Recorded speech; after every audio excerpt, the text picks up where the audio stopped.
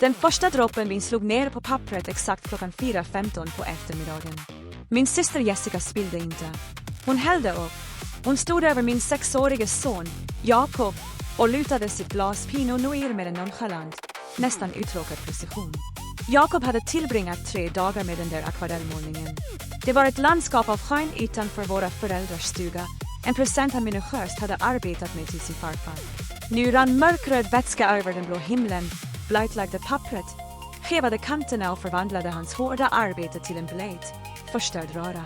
Han behöver lära sig att världen inte bryr sig om hans små klåter, sa Jessica med sluddrig men stadig röst. Det tar upp plats på bordet. Och ärligt talat, Jakob behöver tuffa till sig. Hon drack upp glaset, ställde ner det på det våta pappret med en våtduns och tittade sig omkring i rummet för att få ett gillande. Min farbror Mark, som satt i soffan, slog sig för knät. Det där är en $50-läxa. Kompis. Tuffa upp dig eller bli uppäten. Skrattet började då. Det forsade genom hytten i ett skarpt, fult ljud. Min mamma fnissade nervöst, desperat att hålla stämningen lätt. Min kusin flinade. Jakob bara frös till och stirrade på ruinen av sin målning. Hans små händer darrade över bordet. Skriv en kommentar och låt mig veta varifrån du lyssnar och vad klockan är för dig just nu. Jag skulle gärna vilja veta vilka som är en del av vår gemenskap. Jag skrek inte. Jag skyndade mig inte att torka upp vinet. Jag andades inte ens de första sekunderna. Jag tittade bara på min son. Jakob gav inte ifrån sig ett ljud. Hans axlar skakade och hans ansikte blev modellrött, men han grät inte. Han bet sig i läppen tills den blev vit, tryckte sig fysiskt ner i stolen och försökte göra sig tillräckligt liten för att försvinna. Han sökte inte tröst. Han sökte osynlighet. Han väntade på att skrattet skulle sluta och hoppades att om han var tillräckligt tyst skulle rovdjuret tappa intresset. Och i den tystnaden såg jag det. Jag såg den osynliga kedjan som lindades runt hans hals. Det var samma kedja som jag hade burit i 29 år. Kedjan som lärde mig att vara tyst, att vara bekväm, att svälja min ilska så att jag inte störde friden. Jag såg min son lära sig rådjursreaktionen i realtid. Han lärde sig att hans smärta var ett skämt för de människor som skulle älska honom. Han lärde sig att hans jobb var att le genom förödmjukelsen så att de vuxna inte skulle känna sig obekväma. Han lärde sig att vara jag.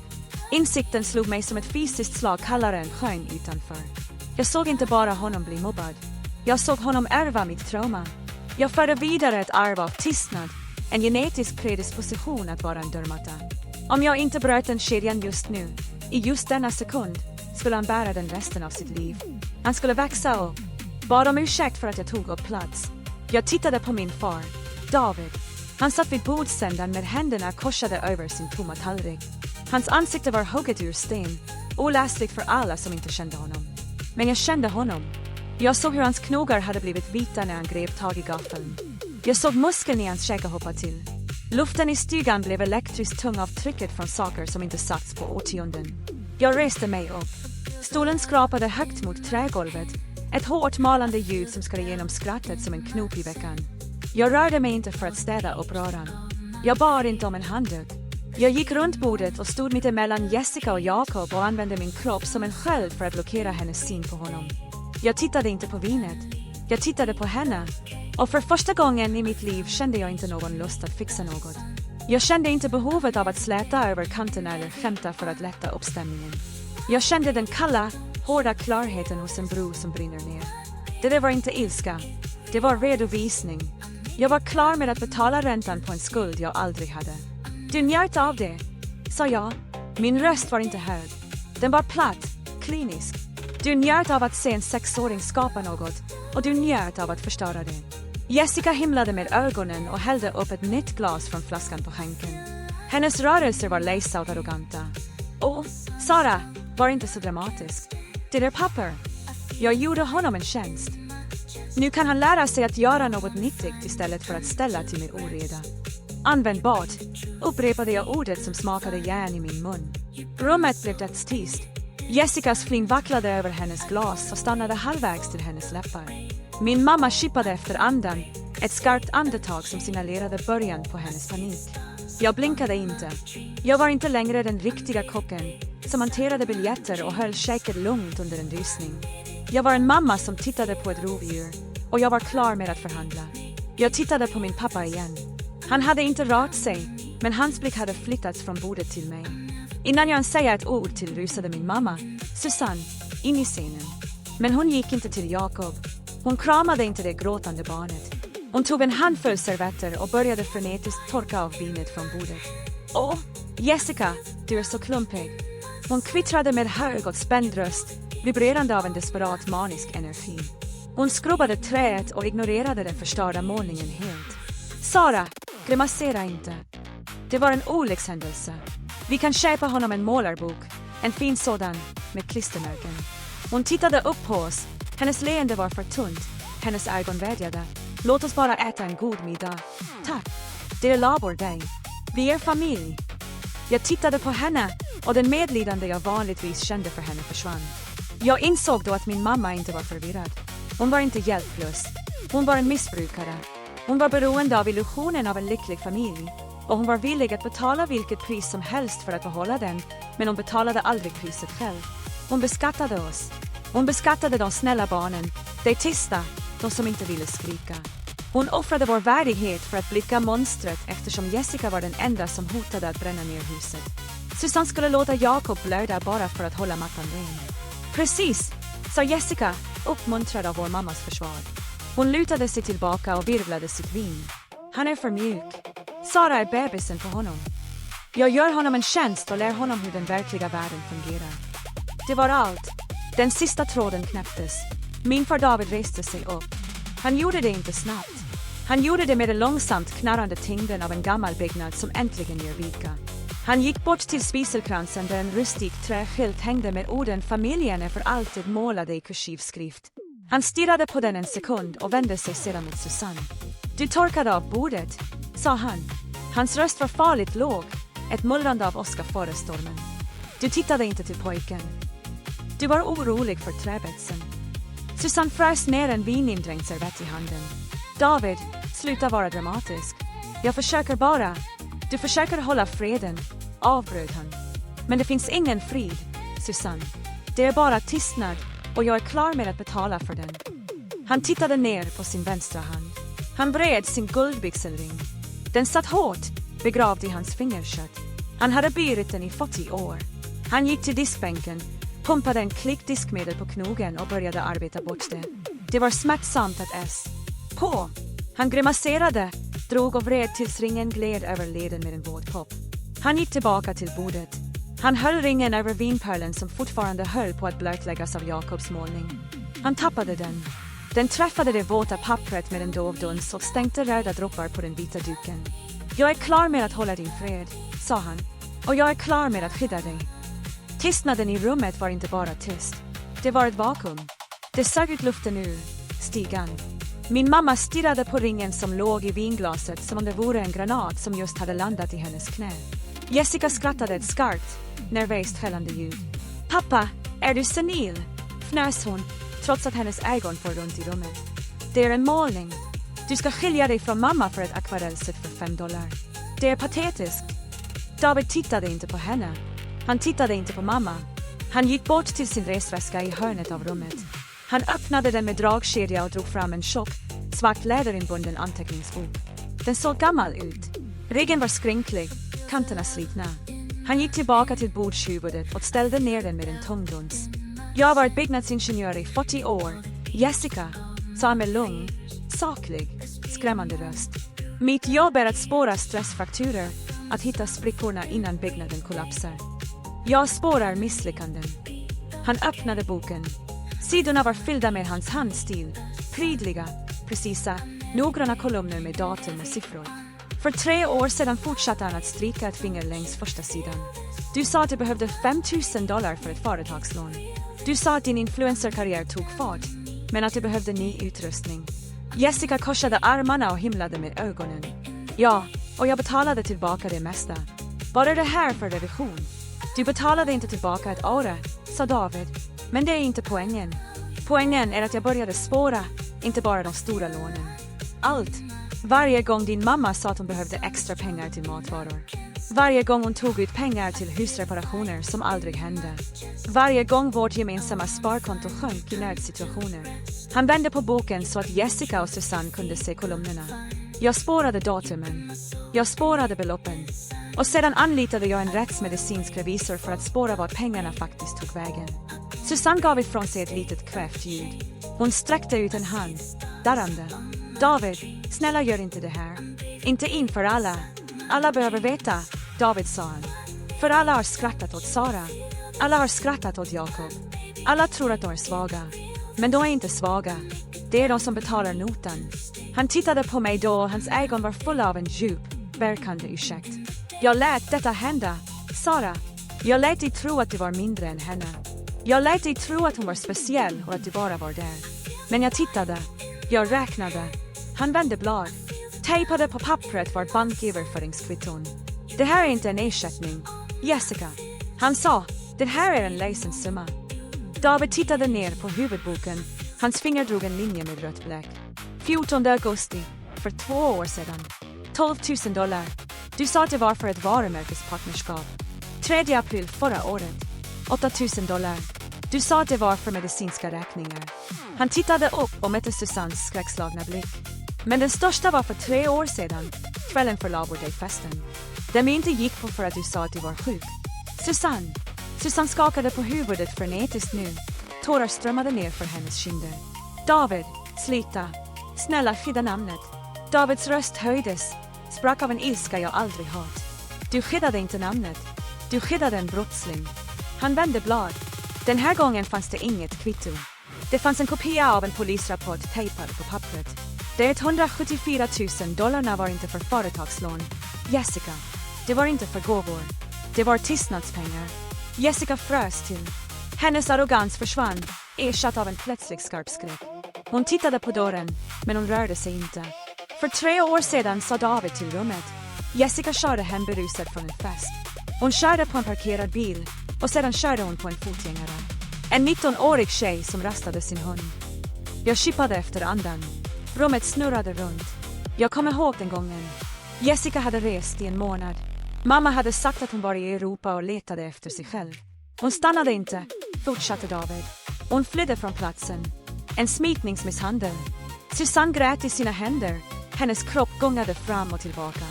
Du tog våra pensionspengar, sa David med darrande röst. $174,000. Du betalade en advokat för att begrava dem. Du betalade en uppgörelse till flickans familj för att hålla dem borta från civilrättsliga åtgärder. Du betalade bilverkstaden för att laga bucklan i böckerna. Du sa att det var en parkeringskonflikt. Du sa att det var löst. Han smällde igen boken. Ljudet ekade som ett pistolskott i den lilla stigan. Du stal vår framtid för att dölja hennes brott. Och sedan lät du henne sitta här vid det här bordet och håna en 6-årig pojke för att han målade upp en tavla. Du lät henne förstöra hans verk för att du lärde henne att förstörelse inte har några konsekvenser. Han tittade på Jessica, som var blek. Hennes mun öppnades och stängdes som en fisk. Du är inte en affärskvinna, Jessica. Du är inte en influencer. Du är en belastning, och din mamma är din medbrottsling. Tystnaden som följde var tom, kvävande. Det var ljudet av en familjemyt som höll på att dö. Jessica försökte samla sig. Hon reste sig upp och slätade till sin dyra klänning i ett försök att frammana den arrogans som hade skyddat henne i 33 år. Hon tittade på huvudboken, sedan på David och fnös. Nå, vad då? Hon spottade. Det var en olycka. Mamma hjälpte mig. Det är vad mammor gör. Då hjälper till skillnad från du. Hon blängde på David. Hakan högt. Du är bara avundsjuk för att mamma älskar mig mer. Jag behöver inte dina pengar. Jag har mitt eget varumärke. Jag har mina egna följare. Jag behöver inte den här dammiga gamla stigan ändå.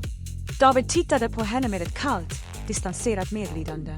Det var inte blicken hos en far som tittade på en dotter. Det var en ingenjör som tittade på en ädelagd byggnad. Du har ingenting, Jessica. Han sträckte sig ner i bakfickan på huvudboken och drog fram ett viktdokument. Han placerade det på bordet bredvid sin kasserade vigselring och den förstörda målningen. Den här stigan står i mitt namn. Det var mitt arv från min far. Din mors namn står inte på lagfaten. Han slätade till pappret. Ni har en timme på er att lämna den här platsen. Alla ni, inklusive Susanne. Jag lägger ut det till försäljning imorgon bitti för att få tillbaka pensionsfonderna du stal. Du kan inte sparka ut oss, jämrade sig Susanne med händerna krampaktiga för bröstet. Vad ska jag ta vägen? Det ösregnar. Jag vet inte, sa David med en känslolös röst. Kanske kan du stanna hos dottern du investerat så mycket i. Han vände sig tillbaka till Jessica. Och angående dina egna pengar, så har jag för 10 minuter sedan, medan du hällde vin över mitt barnbarns konst, första gemensamma kontona. Jag har anmält överföringarna som bedrägeri i avvaktan på en rättsmedicinsk utredning. Banken har låst allting. Dina kreditkort, mammas kort, företagskontot du slussar pengar igenom. Jessica drog fram sin telefon. Hennes fingrar flög frenetiskt över skärmen. Hon tryckte på sin bankapp. Jag såg hennes ansikte smulas sönder. Färgen försvann och lämnade henne grå och liten. Det har avslagits, viskade hon. Och där var det, illusionen av makt i den tomma plånboken. Jag såg min syster, mobbaren, det gyllene barnet, framgångshistorien krympa framför mina ögon. Utan den ekonomiska murgröna från mina föräldrar försvann hennes status, hennes självförtroende och hennes personlighet omedelbart. Hon var inte en mäktig kvinna. Hon var ett barn i en kostym som hon inte hade betalat för. Hennes makt var aldrig verklig. Den var hid. Och hyreskontraktet var slut. Din makt var hid, sa Jessica David och upprepade mina tankar. Och hyresvärden stänger byggnaden. Han gick fram till ytterdörren och öppnade den på vid gavel. Stormen utanför hade brutit ut och regn öste ner och lakan förvandlade den grusiga uppfarten till lera. Vinden vrålade in i den varma stugan. Ut! Jessica tittade på farbror Mark, som hade skrattat tidigare. Han tittade bort, plötsligt fascinerad av golvplankorna. Hon tittade på Susanne. Susanne bara grät, värdelös och trasig, oförmögen att rädda någon, inte ens sig själv. Till slut tittade Jessica på mig. Hennes ögon var vidöppna och våta, fyllda av en plötslig, desperat insikt om att hon var ensam. Sara, vädjade hon, hennes röst darrade. Säg till honom att han är galen. Du kan inte låta honom göra så här mot mig. Jag är din syster. Jag tittade på henne. Jag tittade på kvinnan som hade terroriserat mig i 3 decennier. Jag tittade på vinfläcken på Jakobs målning. Jag tänkte på tystnaden min son hade lärt sig. Tystnaden jag bröt. Du borde skynda dig, sa jag, min röst lika kall som regnet utanför. Trafiken kommer att bli hemsk. 6 månader senare var ljuset i den nya lägenheten annorlunda. Det var inte det svaga gula ljuset från stugan eller det skarpa lyserskenet från det gamla familjehuset. Det var vitt och rent som strömmade genom stora fönster som hade utsikt över stadsparken. Det var mindre än huset David hade delat med Susanne i 40 år, men det var fridfullt. Det fanns ingen gå på äggskal här. Ingen tung kroppsbyggnad från det andra rummet som signalerade en kommande skuldkänsla. Ingen rädsla för nästa explosion. Jag satt på golvet lutad mot väggen och tittade på dem. David knäböjde bredvid Jakob på en duk. Det var täckta av sågspån. David lärde honom hur man använder en geringslåda för att såga trä till en specialdesignad canvasram. Du måste mäta 2 gånger, Jakob, sa David, hans röst mild, tålmodig, rösten hos en man som inte längre behövde skrika för att bli hörd. Precision spelar roll. Om ramen är stark är konsten säker. Så här, morfar, frågade Jakob och sågade försiktigt, med tungan utstött av koncentration. Precis så. Min mamma, Susanne, bodde i en liten lägenhet 2 städer bort. Hon skickade brev ibland. Långa, omständliga brevpapper om dietstammar, skrivna på ditbrevpapper, där hon skyllde på oss för att vi förstörde familjebilden för att vi skämde ut henne i kyrkan för att vi var grymma. Jag brände dem i diskon utan att läsa förbi första raden. Hon försökte fortfarande beskatta oss för ett verk som inte existerade, men vi hade slutat betala. Jessica arbetade i detaljhandeln på en kiosk i ett köpcentrum och sålde telefonfodral. Bedrägeriutredningen hade utlöst en skatterevision och hon höll på att drunkna i advokatkostnader. Hon var tvungen att sälja sin bil. Hon var tvungen att flytta in i en etta. För första gången på 33 år stod hon inför verkligheten av ett liv utan ett skyddsnät. Och fallet hade varit hårt. Jag tittade på min son. Han räckte inte till längre. Han gömde sig inte under bordet. Han höll på att oreda med lim och trä och skrattade när han spillde lite trälim på golvet. Han frös inte till. Han tog bara en trasa och torkade upp den, medveten om att ingen skulle skrika åt honom. Jag insåg då att priset på den här pjäsen hade varit högt. Vi var tvungna att bryta ner familjen för att rädda människorna. Vi var tvungna att bränna ner strukturen för att rädda grunden. Det var en hög kostnad, men när man tittar på min fars avslappnade axlar, på min sons avslappnade, lätta leende, var det bästa fyndet jag någonsin gjort. Om du någonsin har varit tvungen att bryta ett band för att rädda dig själv, skriv frihet i kommentarerna. Låt oss påminna varandra om att vi gjorde rätt val.